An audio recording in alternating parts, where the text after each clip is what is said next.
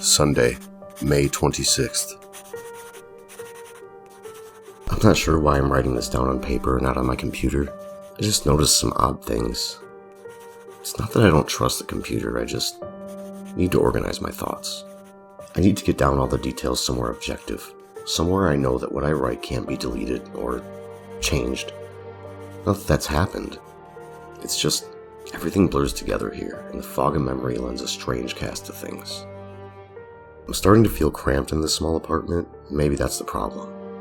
I just had to go and choose the cheapest apartment, the only one in the basement. The lack of windows down here makes day and night seem to slip by seamlessly. I haven't been out in a few days because I've been working on this programming project so intensively. I suppose I just wanted to get it done. Hours of sitting and staring at a monitor can make anyone feel strange, I know. But I don't think that's it. I'm not sure when I started to feel like something was odd. I can't even define what it is. Maybe I just haven't talked to anyone in a while. That's the first thing that crept up on me. Everyone I normally talk to online while I program has been idle, or they've simply not logged on at all. My instant messages go unanswered. The last email I got from anybody was a friend saying he'd talk to me when he got back from the store, and that was yesterday. I'd call with my cell phone, but reception's terrible down here. Yeah, that's it. I just need to call someone. I'm gonna go outside. Well, that didn't work so well. As the tinge of fear fades, I'm feeling a little ridiculous for being scared at all. I looked in the mirror before I went out, but I didn't shave my 2-day stubble I've grown. I figured I was just going out for a quick cell phone call. I did change my shirt though, because it was lunchtime, and I guessed that I'd run into at least one person I knew. That didn't end up happening, though I wish it did. When I went out, I opened the door to my small apartment slowly. A small feeling of apprehension had somehow already lodged itself in me for some indefinable reason. I chalked it up to not having spoken to anyone but myself for a day or two. I peered down the dingy gray hallway, made dingier by the fact that it was a basement hallway. On one end, a large metal door led to the building's furnace room, which was locked, of course. 2 dreary soda machines stood by it. I bought a soda from one the first day I moved in, but it had a 2-year-old expiration date on it. I'm fairly certain nobody knows these machines are even down here, or my cheap landlady just doesn't care to get them restocked. I closed my door softly and walked the other direction, taking care not to make a sound. I have no idea why I chose to do that, but it was fun giving into the strange impulse not to break the droning hum of the soda machines, at least for the moment. I got to the stairwell and took the stairs up the building's front door. I looked through the heavy door's small square window and received quite the shock. It was definitely not lunchtime. City gloom hung over the dark street outside, and the traffic lights at the intersection in the distance blinked yellow. Dim clouds, purple and black from the glow of the city, hung overhead. Nothing moved, save a few sidewalk trees that shifted in the wind. I remember shivering, though it wasn't cold. Maybe it was the wind outside. I could vaguely hear it through the heavy metal door, and I knew that it was that unique kind of late-night wind, the kind that was constant, cold, and quiet, save for the rhythmic music it made as it passed through countless unseen tree leaves. I decided not to go outside. Instead, I lifted my cell phone to the door's little window and checked the signal meter. The bars filled up the meter, and I smiled. Time to hear someone else's voice, I remember thinking, relieved. It was such a strange thing to be afraid of nothing. I shook my head, laughing at myself silently. I hit speed dial for my best friend Amy's number and held the phone up to my ear. It rang once, but then it stopped. Nothing happened. I listened to silence for a good 20 seconds, then hung up. I frowned and looked at the signal meter again. Still full. I went to dial her again, but then my phone rang in my hand, startling me. I put it up to my ear. "Hello?" I asked, immediately fighting down a small shock at hearing the first spoken voice in days, even if it was my own.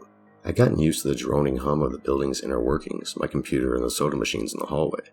There was no response to my greeting at first, but then, finally, a voice came. "Hey," said a clear male voice, obviously of college age like me. "Who is this?" "John," I replied, confused. "Oh, sorry, wrong number." He replied, then hung up. I lowered the phone slowly and leaned against the brick wall of the stairwell. That was strange. I looked at my received call list, but the number was unfamiliar. Before I could think on it further, the phone rang loudly, shocking me yet again. This time, I looked at the caller before I answered. It was another unfamiliar number. I held the phone up to my ear but said nothing. I heard nothing but the general background noise of a phone. Then a familiar voice broke my tension. John? Was a single word in Amy's voice. I breathed a sigh of relief. Hey, it's you, I replied. Who else would it be? She responded. Oh, the number. I'm at a party on 7th Street and my phone died just as you called me. This is someone else's phone, obviously. Oh, okay, I said. Where are you? She asked. My eyes glanced over the drab, whitewashed cylinder block walls and the heavy metal door with its small window. At my building. Just feeling cooped up, I didn't realize it was so late. You should come here, she said, laughing. Nah, I don't feel like looking for some strange place by myself in the middle of the night, I said, looking out the window at the silent, windy street that secretly scared me just a tiny bit. I think I'm just going to keep working, or go to bed. Nonsense, she replied. I can come get you. Your building is close to 7th Street, right? How drunk are you? I asked lightheartedly. You know where I live? Oh, of course, she said abruptly. I guess I can't get there by walking, huh? Could if you wanted to waste half an hour, I told her. Right, she said. Okay, have to go. Good luck with your work. I lowered the phone once more, looking at the numbers flash as the call ended. Then the droning silence suddenly reasserted itself in my ears. The 2 strange phone calls in the eerie street outside just drove home my aloneness in this empty stairwell. Perhaps from having seen too many scary movies, I had a sudden inexplicable idea that something could look in the door's window and see me. Some sort of horrible entity that hovered at the edge of aloneness, just waiting to creep on unsuspecting people that strayed too far from other human beings. I knew the fear was irrational, but nobody else was around, so I jumped down the stairs, ran down the hallway into my room, and closed the door as swiftly as I could while still staying silent. Like I said, I feel a little ridiculous for being scared of nothing, and the fear's already faded. Writing this down helps a lot. It makes me realize that nothing is wrong. It filters out half-formed thoughts and fears and leaves only cold, hard facts. It's late. I got a call from a wrong number. Amy's phone died, so she called me back from another number. Nothing strange is happening. Still, there was something a little off about that conversation. I know it could have just been the alcohol she'd had. Or was it even her that seemed off to me? Or was it... Yeah, it was it. I didn't realize it until this moment, writing these things down. I knew writing things down would help. She said she was at a party, but I only heard silence in the background. Of course, that doesn't mean anything in particular, and she could have just gone outside to make the call. Well, no, that couldn't be it either. I didn't hear the wind. I need to see if the wind is still blowing.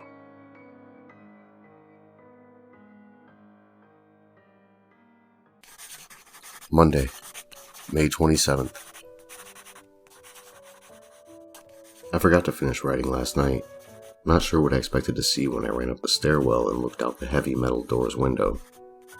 I'm feeling ridiculous. Last night's fear seems hazy and unreasonable to me now. I can't wait to go out into the sunlight. I'm gonna go check my email, shave, shower, and finally get out of here. Wait, I think I heard something.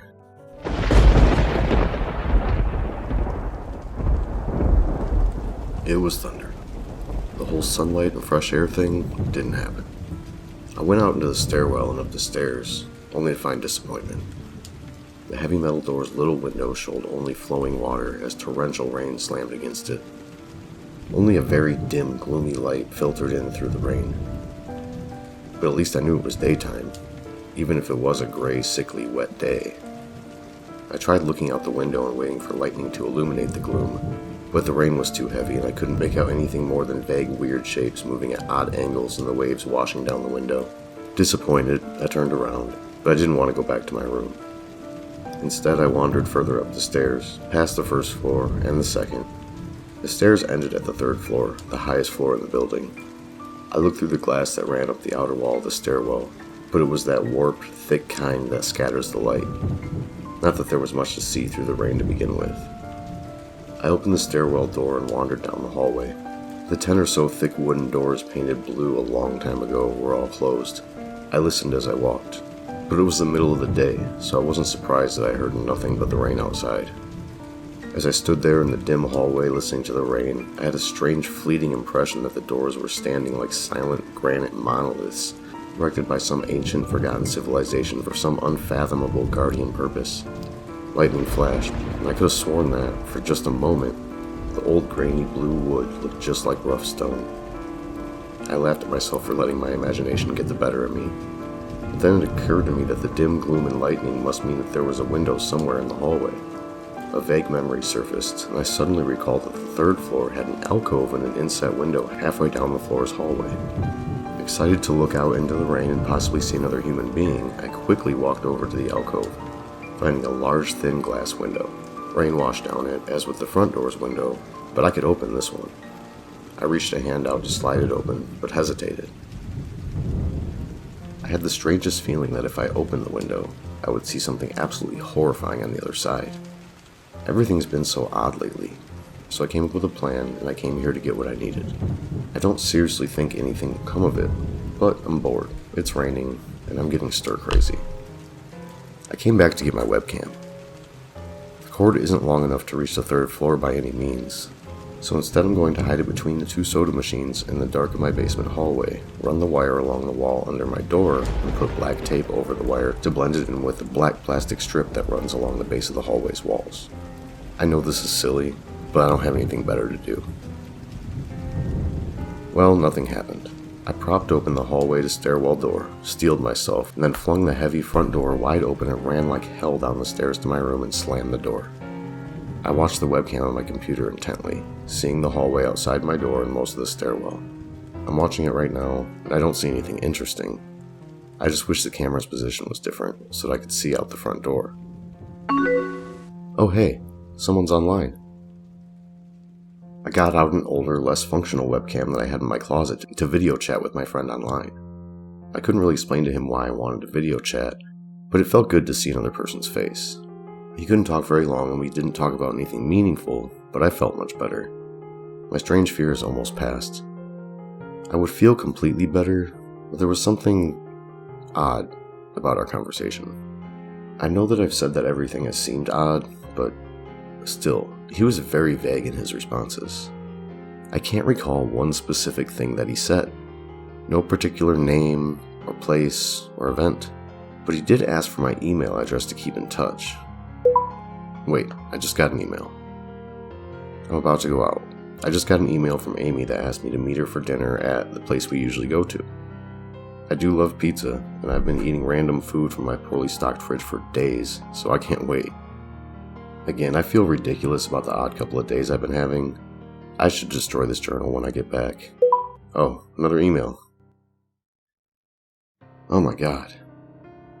I almost left the email and opened the door. I almost opened the door. But I read the email first.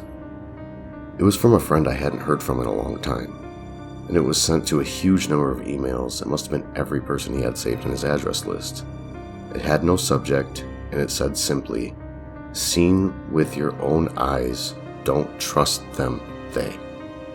What the hell is that supposed to mean? The words shocked me, and I keep going over and over them. Is it a desperate email just sent as something happened? The words are obviously cut off without finishing, and any other day I would have dismissed this as spam from a computer virus or something. But the words, "Seen with your own eyes." I can't help but read over this journal and think back on the last few days and realize that I've not seen another person with my own eyes or talked to another person face to face. The webcam conversation with my friend was so strange, so vague, so eerie now that I think about it. Was it eerie? Or is the fear clouding my memory? My mind toys with the progression of events I've written here, pointing out that I have not been presented with one single fact that I did not specifically give out unsuspectingly. The random wrong number that got my name and the subsequent strange return call from Amy, the friend that asked for my email address. I messaged him first when I saw him online, and then I got my first email a few minutes after that conversation. Oh my god. The phone call with Amy. I said over the phone, I said that I was within half an hour's walk of 7th Street. They know I'm near there. What if they've been trying to find me? Where is everyone else? Why haven't I seen or heard from anyone else in days? No, this is crazy. This is absolutely crazy. I need to calm down. This madness needs to end. I don't know what to think. I ran about my apartment furiously, holding my cell phone up to every corner to see if I got a signal through the heavy walls. Finally, in the bathroom, near one ceiling corner, I got a single bar. Holding my phone there, I sent a text message to every number in my list. Not wanting to betray anything about my unfounded fears, I simply sent, "You seen anyone face to face lately?"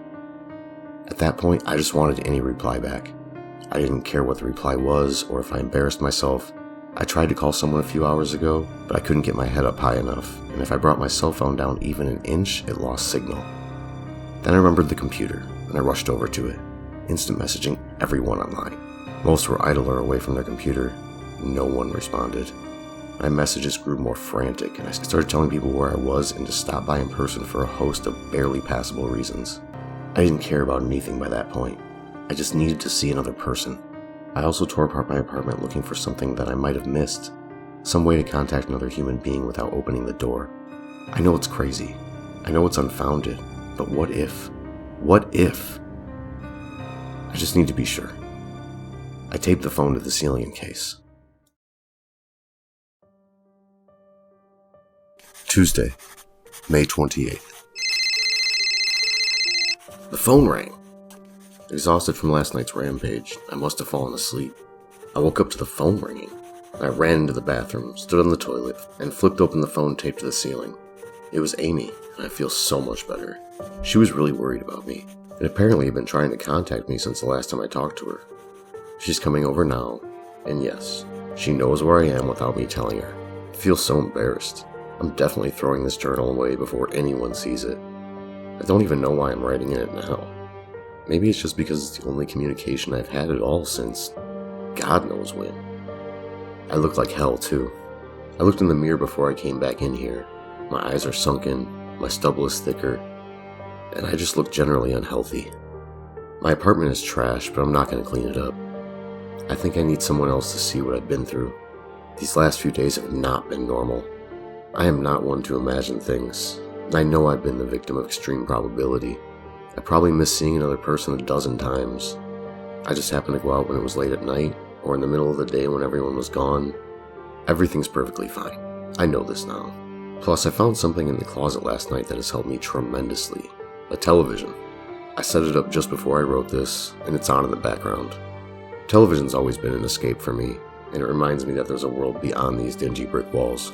I'm glad Amy's the only one that responded to me after last night's frantic pestering of everyone I could contact. She's been my best friend for years. She doesn't know it, but I count the day that I met her among one of the few moments of true happiness in my life. I remember that warm summer day fondly. It seems a different reality from this dark, rainy, lonely place.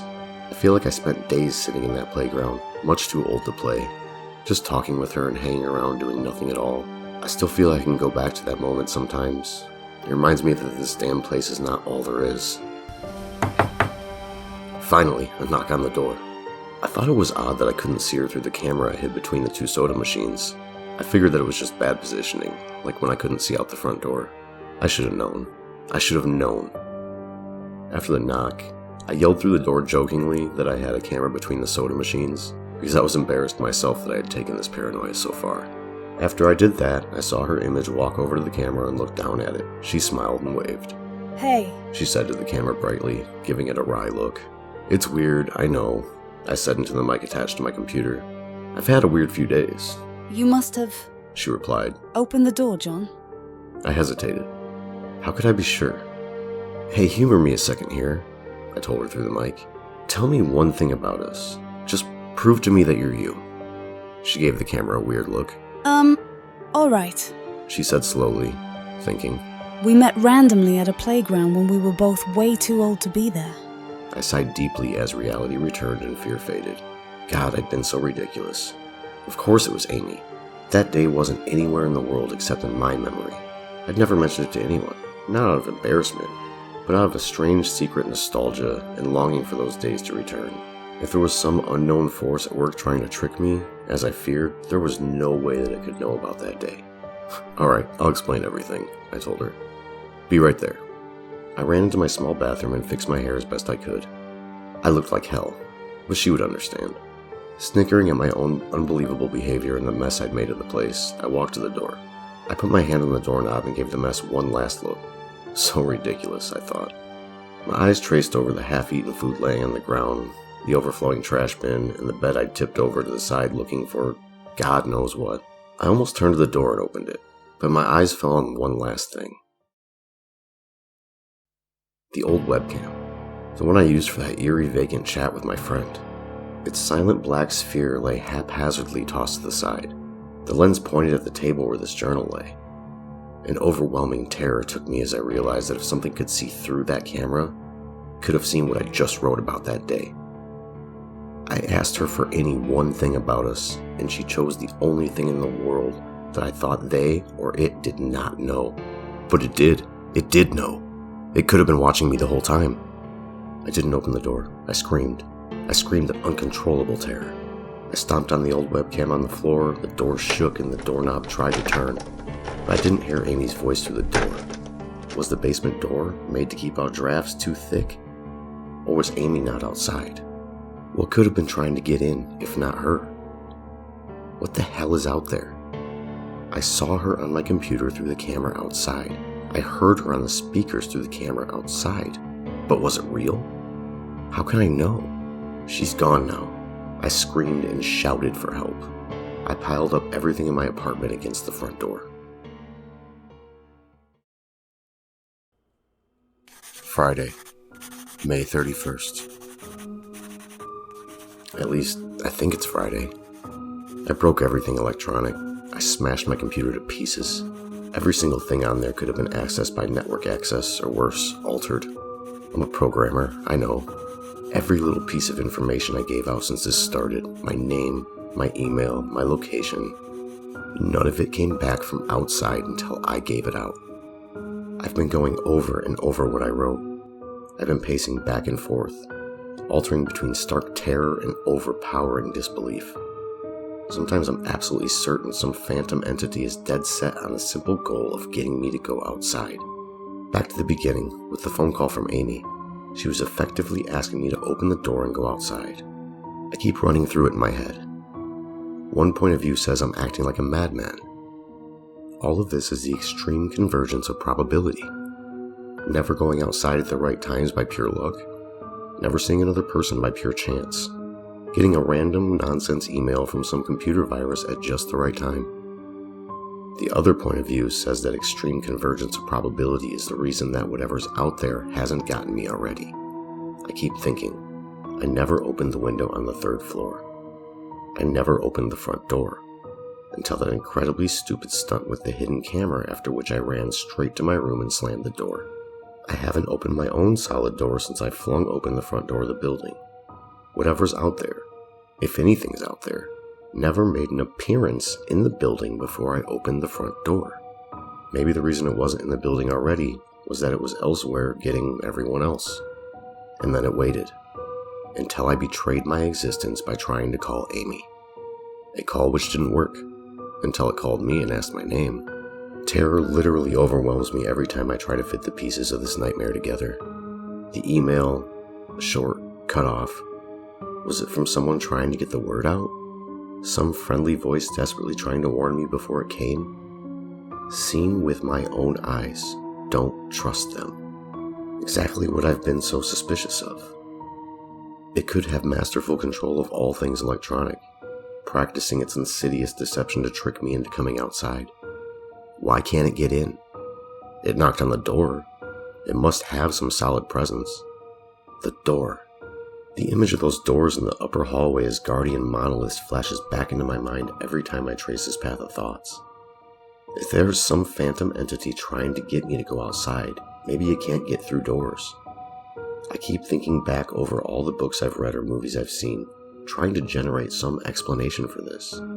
Doors have always been such intense foci for human imagination, always seen as wards or portals of special importance.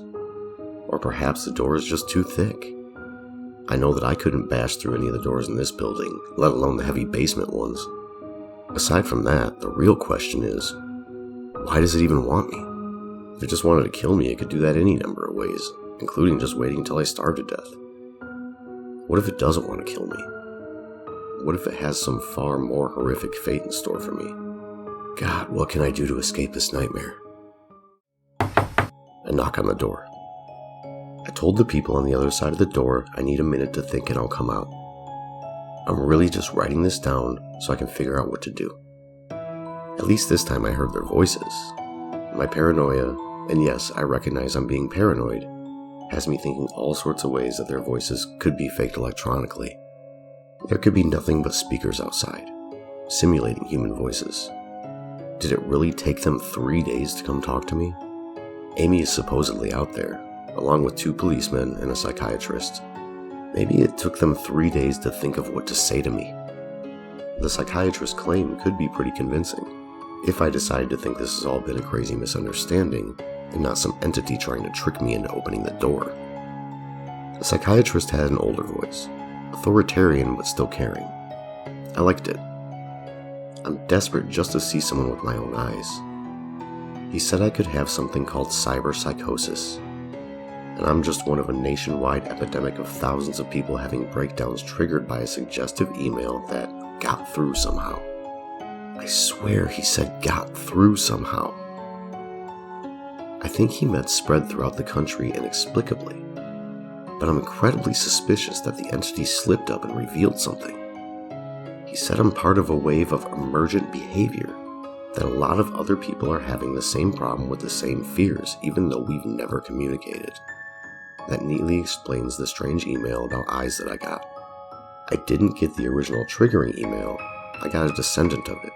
My friend could have broken down too and tried to warn everyone he knew against his paranoid fears. That's how the problem spreads, the psychiatrist claims. I could have spread it too, with my text and instant messages online to everybody I know. One of those people might be melting down right now after being triggered by something I sent them.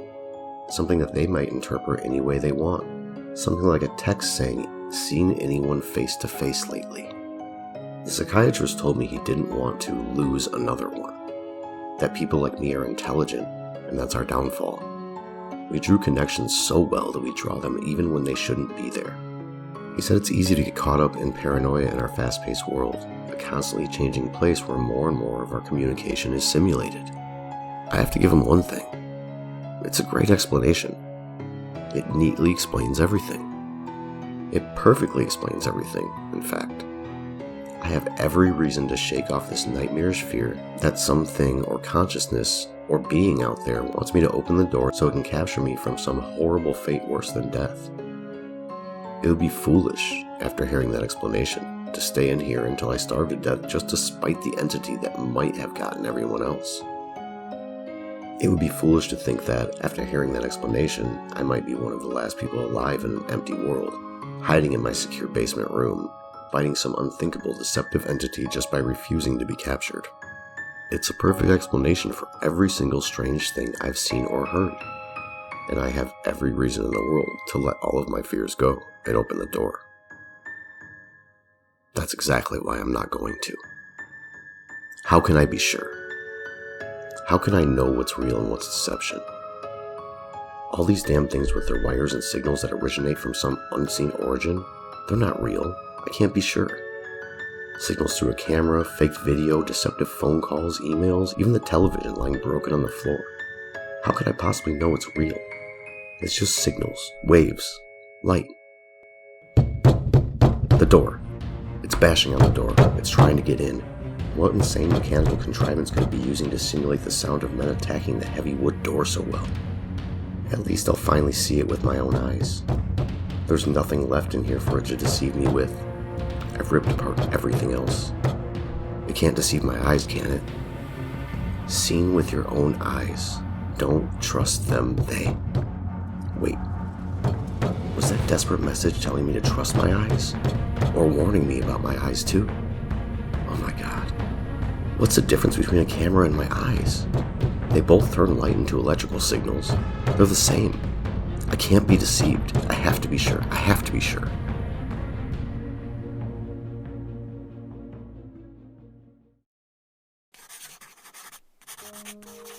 Date unknown.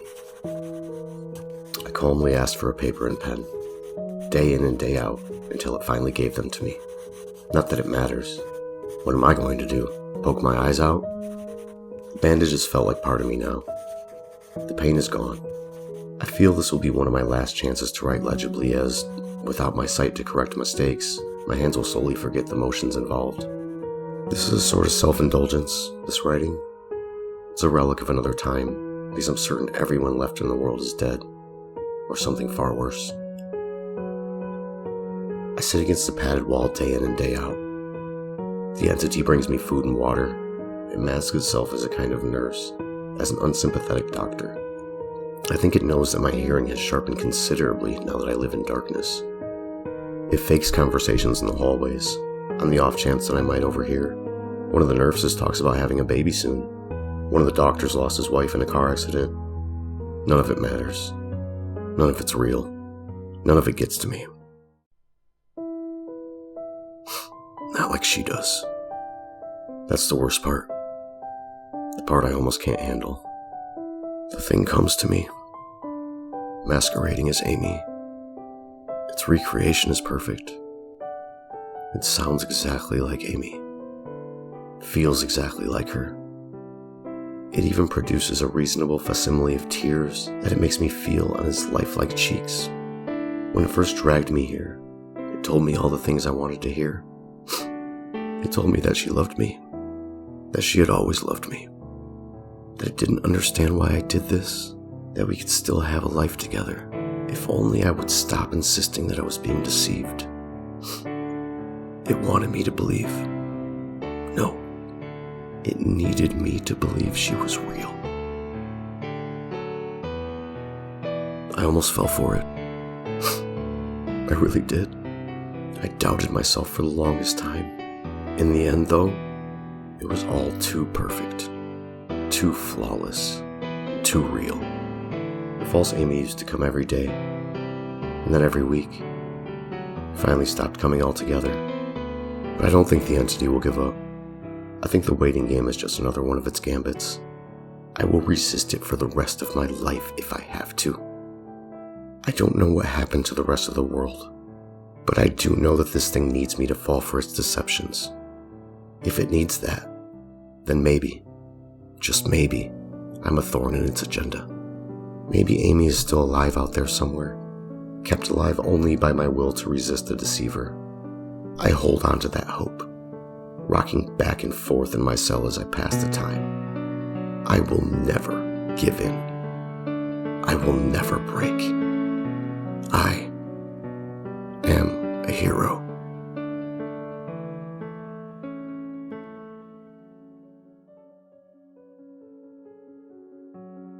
The doctor read the paper the patient had scribbled on. It was barely readable, written in the shaky script of one who could not see. He wanted to smile at the man's steadfast resolve, a reminder of the human will to survive, but he knew that the patient was completely delusional. After all, a sane man would have fallen for the deception long ago. The doctor wanted to smile. He wanted to whisper words of encouragement to the delusional man. He wanted to scream. But the nerve filaments wrapped around his head and into his eyes made him do otherwise. His body walked into the cell like a puppet and told the patient once more that he was wrong, and that there was nobody trying to deceive him.